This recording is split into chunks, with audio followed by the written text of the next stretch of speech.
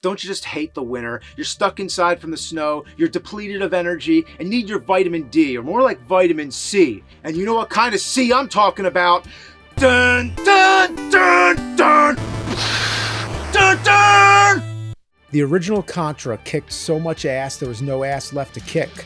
But then came Super Contra, which was like 1,000 angels in your pants singing hallelujah! And just when you thought it couldn't get any better than this, a whole new console, the Super Nintendo, descended from the heavens and bestowed upon humanity Contra 3. My God, this rocks! By now, we were thinking, can you imagine what they got cooking for Contra 4? And then later, that same year of '92, we did get another Contra game. A little too soon, perhaps. Maybe they should have let it cook a little longer. Speaking of cooking, I'm kind of hungry. Wonder what I could eat right now. Oh, here's an idea. Have you ever had one of those days when it's hard just to fit a meal in, let alone something a little more high-end from a restaurant? I've been there many times, but ever since I started using today's sponsor, Cook Unity, they've always got my back. Cook Unity is the first ever chef-to-you delivery service for busy people who want to eat well and try all different kinds of food in the process. With over 400 chef-crafted meals to choose from, including something for every one of your dietary needs, I can guarantee you'll find plenty of dishes that you'll love.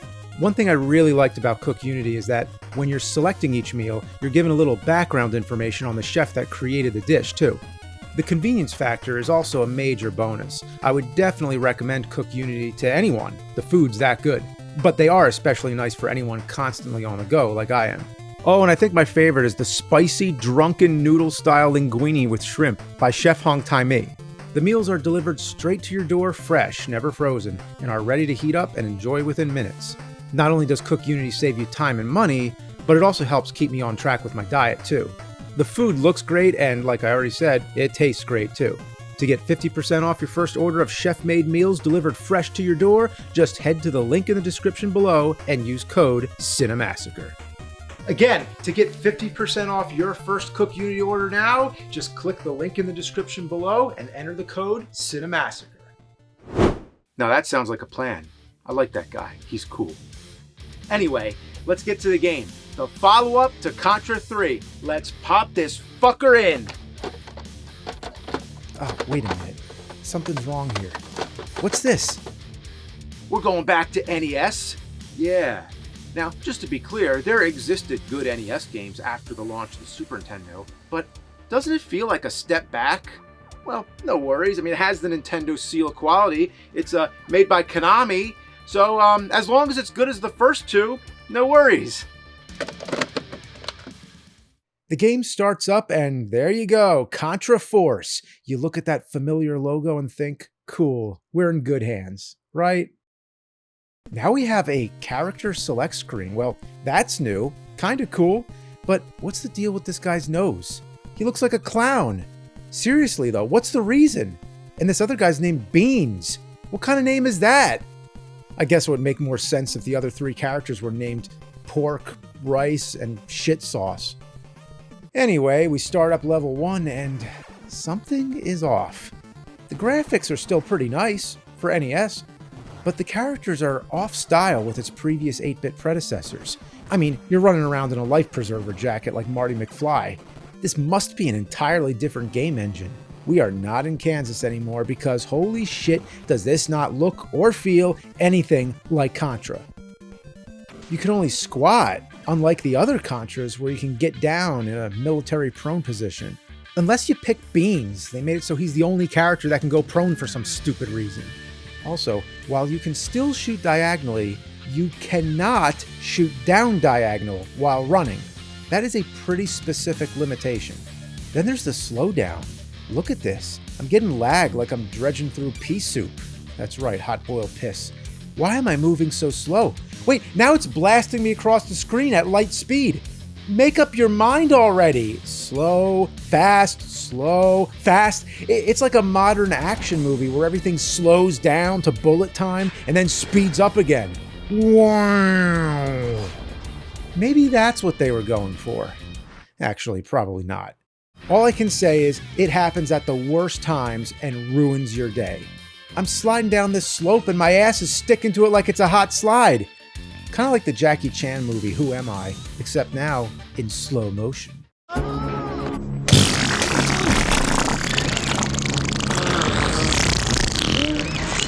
And don't adjust that dial, kids. That's not your screen. This game has a serious flickering issue.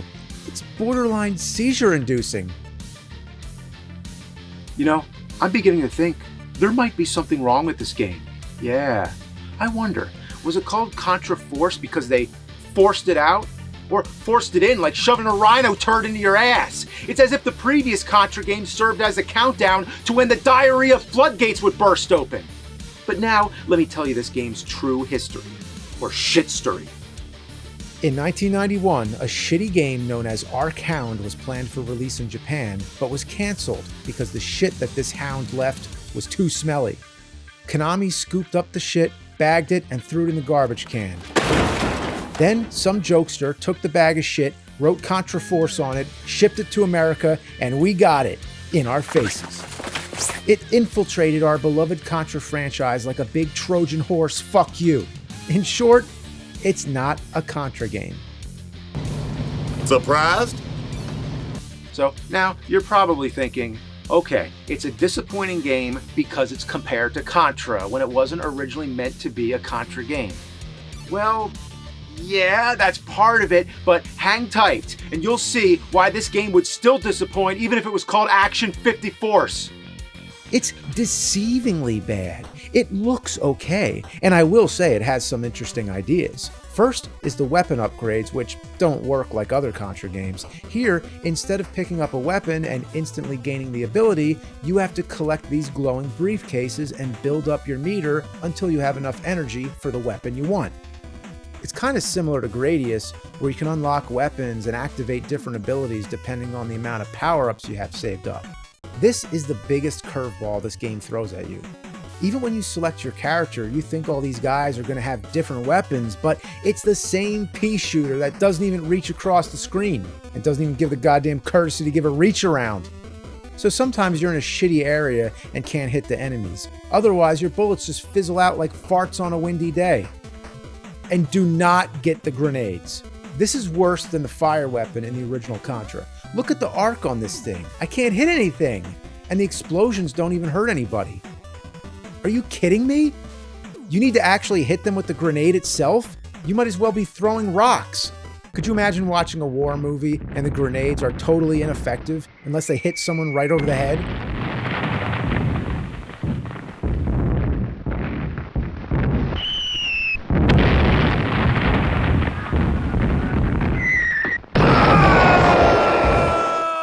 The other mechanism in this game that takes time to understand is how to select the other characters. You can swap between them, sort of like in Ninja Turtles, but you can also call in one of your buddies to fight alongside you as an AI character. But first of all, the game can't handle this. Everything starts flickering and going apeshit. And the other problem is they can only last for 5 seconds. I'm not kidding, 5 seconds. And then you gotta pause the game, go back into the menu, and call them again. So you're spending more time in the menu than actually playing the game. What's the point of this buddy system anyway when the buddy doesn't help at all? A real buddy would be somebody to talk you out of playing the game. Let it go, man. Just put the controller down. Let it go. It's not worth it. Alright, let's get down to the shit. Level 1 is among the hardest levels in the NES library. It took me hours just to finish the stage. And there is no 30 live code, just as February doesn't have 30 days. It got screwed over. The first big fuckle happens when you run into these smashing pillars, right out of Castlevania. Well, Contra had them too, but see, I thought of Castlevania first, because this game ain't Contra. But if you look at the other Contra games, you'll know they had a pattern. Yeah, a pattern! But is there any pattern here? No, it's just a fucking free-for-all. Why do these things exist anyway? Do the bad guys use them to compact their trash or something? The timing is just all over the place. Most often I just die and use the brief invincibility to run past. Oh, what the fuck? Now I'm stuck on the edge of the screen. It's like the game can't keep up. The enemies keep appearing right in front of me. I mean, can the screen adjust already? And I can't go back to fix it because I'll get smashed by the pillars. After I get through that nightmare, the game ratchets up my blood pressure by pulling another trope out of the turd box. Fans over a spike pit. Classic. Of course there's an enemy shooting at me as I'm floating through the air. Too bad my bullets can't reach him before I jump. Did I take some fizzy lifting drink or something? Fuck! The problem is, that first fan, you're floating and you think everything's fine, but that middle area with the spikes, gravity comes back and says, hey, you owe me. I mean, with all seriousness, what do you think would happen if you tried to float over a bed of spikes? Huh? What would happen? Floating over fans, though, yeah, that's indoor skydiving. That's real. You can actually do that. You know, that guy looks familiar. But anyway, the point is, flying over fans is something that actually works in real life. But flying over spikes, I'm willing to bet, wouldn't be a very popular activity. The reason why it's unexpected in this game is because that first fan is giving you the upwards momentum and you think that's enough to get you over the spikes. But instead, it just blows you all over the place, just like this game is blowing. And if you don't land on the bottom spikes, you can be sure you're getting launched up to the ceiling spikes. And not to mention, I'm getting shot at. Look, the rocket missed me by the skin of my gonads. I managed to kill the enemy, but then I landed on the fucking spikes. Fuck. Fuck! Hang on, I'm starting to realize there's a third fan. Yeah, can you find it? Look for the third fan. Take a good hard look and tell me, where do you think that third fan is? Well, it's right up there. You'd never know because it's nothing like the others. Well, that one is blowing me horizontally, which means this game blows every which way. That's what you need to get over the spikes. But if you accidentally shoot out that third fan, you're fucked. Wait, shooting the fans? Can you do that to the bottom fans? Oh my God. What? You can just shoot them and then walk over it? You can just shoot them and just walk over it. Never in my wildest dreams would I have guessed that. But here we are. And listen, I'm not complaining. I just cannot believe such a difficult obstacle can be thwarted this easily. Next, you're going to tell me those godforsaken pillars can be destroyed. Wait a goddamn minute. You can just shoot them too? Oh my God, why did I put up with all this goddamn bullshit? How did I not realize this sooner? Man, they present it as a real obstacle when you can just blow it up. I think I'm dealing with a legitimate gameplay challenge here. But no, the game's just fucking with me, making a horse's ass out of me. And it's pissing me off. Maybe that's why the game slows down. There's so many destructible objects on the screen. Even boxes and things you would think are just background. Then the boss comes and kills me instantly. But hang on, watch the replay. Did he just trip and fall on me? The boss killed me by accident! So let's discuss one other thing here. Not that he looks like Crocodile Dundee if he were wearing all green, but many of the characters, mainly the bosses, are oversized human beings. I don't get it. Are they supposed to be real people or some kind of mutant giants? It's as if you and your friends are playing with action figures like G.I. Joe or something, but they're totally different scales. It doesn't make sense that they can interact, but you just use your imagination and roll with it. There aren't any aliens or robots in this game, which would have actually made more sense, funny enough. And by the way, what's with this guy? He's tugging his gun. He's jerking off! Level 2 is so much easier, and it's one of those top-down stages. Hey, look, I moved the character off the screen. That's something new. It's kind of creepy, actually, almost like he could escape my TV. Stay in there, buddy. Stay in there. This game reminds me more of Ikari Warriors than Contra. It even has the scrotum guns. And this is great right here. I can't even see my character. How am I supposed to play like this? And I imagine this is exactly what the inside of a nuclear sub looks like. Yeah, the brick flooring, I bet, is perfectly accurate. Also, you gotta love when the boss takes like 400 fucking hits. Jeez, you think they made this guy strong enough? Just die already! Fuck! Level 3 is back to side-scrolling, and the first big piss-off is this elevator. My first problem with it is that it leaves without me. Geez, you can't even wait 2 seconds? And then when it reaches the top, it explodes. Well, that's some real shitty elevator design. Imagine an elevator that only goes up once and explodes. Next problem, there's guys firing homing missiles at you, which you can't dodge because you're on a fucking elevator. If you leave the screen, all the enemies respawn and you gotta do all that shit again. It's the epitome of ass fuckery. So you're able to climb these chains, but not the ladders on the first stage. That makes a lot of sense.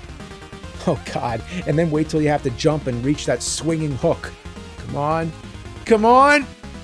Fuck! Okay, now you gotta jump on this moving platform. What the fuck? It exploded? This is a sick joke. You wanna know the real way to do this? You gotta leave one box to make the screen go up higher so you can jump on the platform before it blows up. It's almost like you have to figure out how to cheat the game just to survive. And you don't want to miss any of these jumps, or else you go down, down, down, and have to play half the fucking level all over again. Level 4 is back to the top-down style. Now, I will say this is very much like classic Contra, how it alternates between standard side-scrolling levels and then some kind of different style, whether it be 3D or top-down. Strangely, it always happens on level 2, but the next time is either level 4, 5, or 6. In fact, if you take the first 4 Contras, not counting the Game Boy one, you get the numbers 24, 26, 25, 24. Mathematically, this sequence can be viewed as an oscillating pattern where every other number is a 2, while the intervening numbers follow a non-linear path, 4, 6, 5, 4. You know what this means? Absolutely nothing. This level sucks. You're walking on a plane and you come to the edge of the wing thinking it's a dead end, but actually you have to wait for another plane to come so you can cross over. And you gotta do this across many planes. It has to be precisely when the wings touch tips, which is like 1 nanosecond. You gotta do it right when it happens or else you fall to your doom. Oh, fuck. It's never clear where you're supposed to go. I made it all the way to the cockpit, which is where this game belongs, but nothing happened. Level 5 is the final stage, making it a short game, but thank God. Hey, look at this dipshit. He fell down the missing stairs. Because I shot the stairs out. He's so familiar with it, he goes down those stairs every day. So then he's like, what the fuck? Dumbass. Drunken fool! Down the stairs! When you die, you lose all the power-ups you've unlocked and your meter resets. So unless you're playing with pixel-perfect precision and are dodging everything coming at you, the upgrade system is fucking pointless.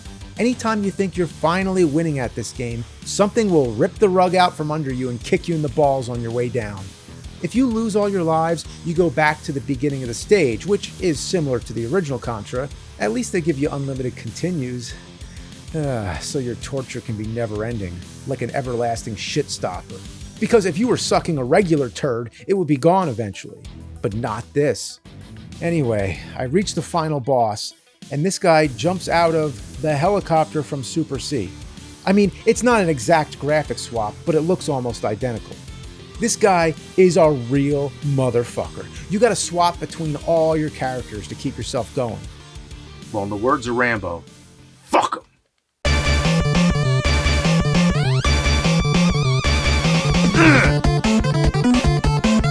I'm gonna do it.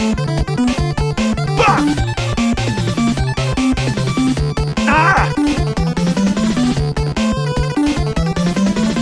I'm gonna do it! Yeah! Finally, beat this son of a bitch! So then you get an end screen which says you won, but you didn't win?